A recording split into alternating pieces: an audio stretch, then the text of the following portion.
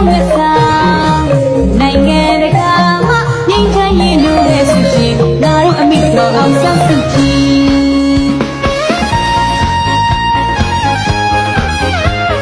ရွှေရောင်မြတ်ပြည်ဒီမိုကရေစီ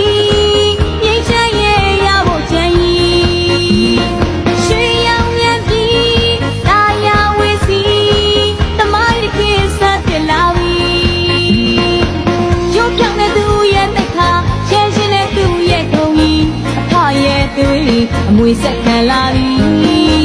ဒီစမနိုင်ငံတစ်တီအောင်လန်လွေချီထောင်းအောင်ဆန်းစုကြည်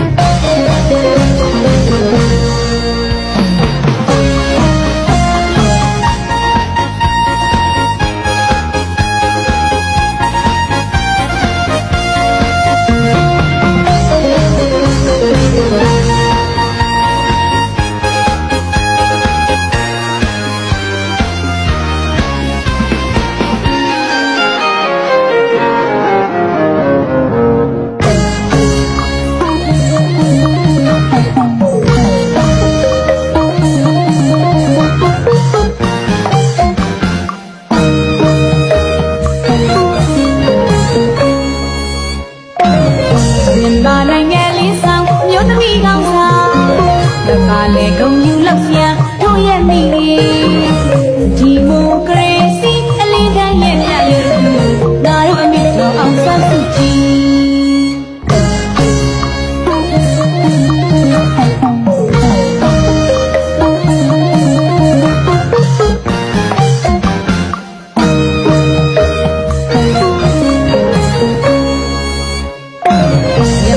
ကဘာတီအောင်အစွမ်းထက်တဲ့အောင်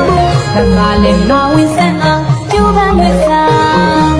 နိုင်ငံတကာမှာငြိမ်းချမ်းရေးလို့ပဲဆိုရှင်ငါတို့အမိတော်အောင်ဆန်းစုကြည်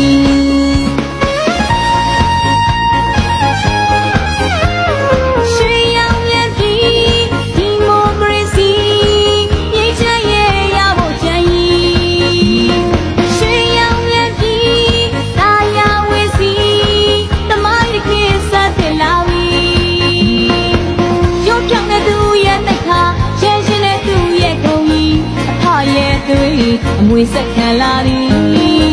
ဒီစမနိုင်ငံတစ်တီအောင်လန်လွေချီထောင်းအောင်ဆန်းစုကြည်ဒီစမနိုင်ငံတစ်တီအောင်လန်လွေ